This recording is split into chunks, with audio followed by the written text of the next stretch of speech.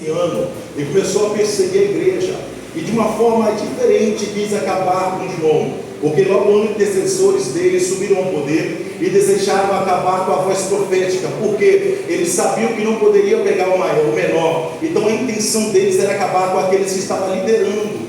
Então foi-se um levantamento de uma perseguição maior. Só que João era tão cheio de Deus que quando eles prepararam o tacho de óleo ardente, eles tentaram mergulhar João. Só que João não tinha só o óleo quente do lado de fora, João também tinha a brasa viva do lado de dentro. Colocaram João, mas o óleo não queimou João. Mergulharam João achando que acabaram com João, mas João saiu vivo daquele lugar. Então, como toda aquela tradição do Império Romano era pegar todos aqueles que sobreviviam de uma forma especial ou inexplicável por todos aqueles atos que eles tentavam matar, era conhecido como semideuses. Então João pela primeira vez foi conhecido pelo Império Romano de ser um filho de Deus. Semideus é aquele que eles acreditavam que era aquele que relacionava um Deus descia na terra e coabitava com uma das filhas da terra, ou seja, com um ser humano, e nascia o semideus. Só que João era nascido da água e do Espírito de Deus. João é preso na ilha de Pátimo, aonde vai receber uma visita inusitante de próprio Jesus glorificado naquele momento. Então o Evangelho de João traz uma origem um pouco mais aprofundada. Por quê? Porque além de João ser os primeiros discípulos a andar do lado de Jesus, ele foi o único a continuar aos pés da cruz e não abandonar Jesus.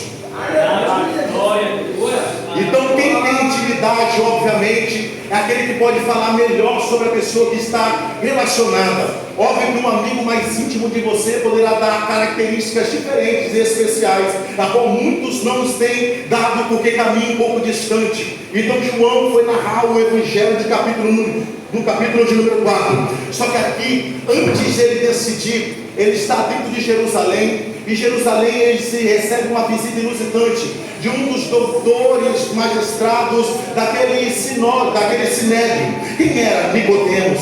Nicodemos decide a escura para encontrar com Jesus. Logo após um diálogo com Jesus, ele vai receber umas palavras que talvez traz confusão à mente de Nicodemos, porque além de ser maioral, conhecedor da lei, doutor da lei, ele não conhecia falar do reino dos céus. Ele vai dizer: Jesus, eu preciso de ouvir. Começa a falar e Jesus fala com ele: Nicodemos, é necessário para entrar no reino dos céus nascer de novo. Isso traz uma confusão para a cabeça de Nicodemos. Por quê? Porque como um homem velho pode nascer de novo, entrar dentro do ventre da tua mãe e voltar a reviver? Mas Jesus estava falando algo mais sublime, algo mais majestoso. Jesus estava falando sobre o céu. Jesus estava falando para ele: Nicodemos, não é que nascer de novo, que nasce da carne é carne, mas o que nasce do Espírito é Espírito. É necessário que haja nascimento da água e do Espírito. Jesus está dizendo para Nicodemos: não é necessário que apareça por fora, é necessário que a pessoa passe por dentro, porque eu tenho eu e ele vê, mas aquilo que está por dentro, só o Deus poderoso pode ver.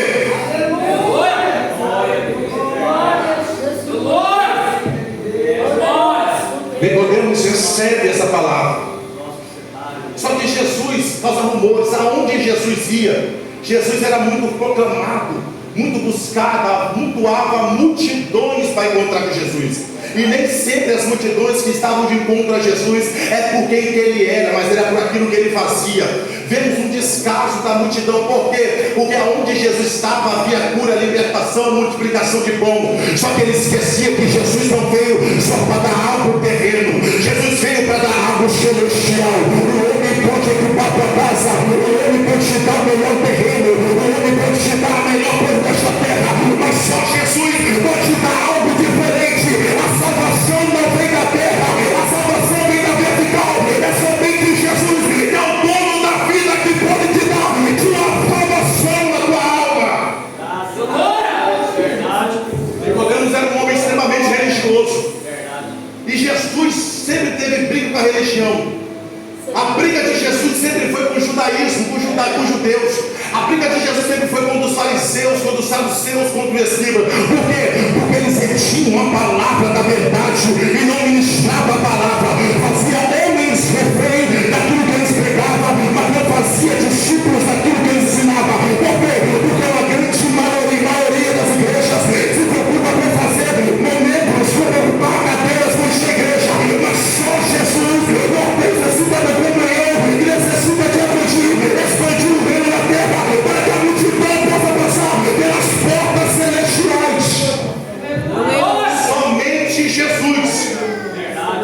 Jesus pregava o verdadeiro evangelho, só que causa rumores.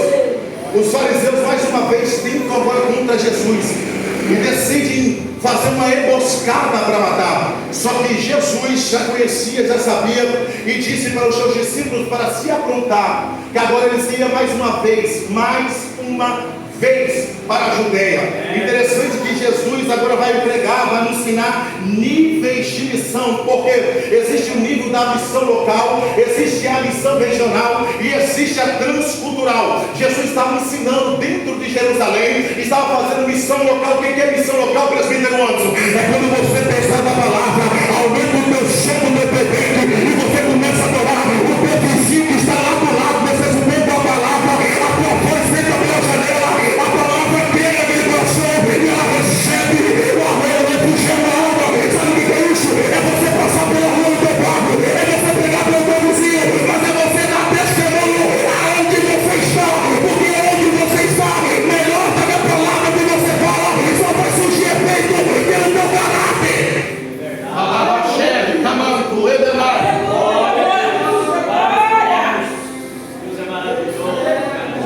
A missão local. Eu acho tão interessante que alguns dias atrás, alguns meses atrás, eu recebi uma palavra de um amigo meu. Ele viu: irmão Anderson, é hora de a gente parar de chegar nos cultos de missão e falar para o irmão, pregar para o vizinho, para pregar para o teu amigo. Eu falei: é mesmo, varão? Por quê? Porque o povo já não tem amor, o povo está em briga. Você vai dar a paz do Senhor, apertar a mão, um quem empurra a cara, vira a cara para o outro. Eu falei: mas aí que a gente tem que pregar, porque meu Deus disse que para aprender a receber perdão dele, eu tenho que liberar perdão. Para receber perdão, eu tenho que liberar perdão. Então eu não posso estar de mal com meu irmão, eu não posso estar de conforto daquele que é comigo. Temos que ter algo em comum. O que é comunhão? Algo em comum é buscar o reino do céu, estar em comunhão. Segue a paz com todos, segue a paz com todos, ninguém verá o reino dos céus. Se a gente não tiver paz com nossos irmãos, não haveremos o reino dos céus, irmãos. Então nós temos que pegar a igreja capacitada pelo poder do Espírito. Atos do apóstolo, capítulo 1, versículo de número 1, e recebereis poder do Espírito Santo. Aí você receberá quando sair da Jerusalém, depois virá para a Judeia, para Samaria, para a província, mas ninguém sai de dentro de Jerusalém enquanto não estiver capacitado. Quando você recebe o fruto do Espírito Santo, não tem que ele entregar para você, e você não vai chegar para ele e vai pedir perdão. Dá testemunho. Nos últimos tempos, nós estamos perdendo muitas almas. Sabe por quê? Eu sou fruto do evangelho das ruas, dos presídios. Eu sou fruto de missões. E uma das coisas que continua batendo na cabeça de muita gente é falar: para que eu vou para a igreja? Se lá está pior do que aqui.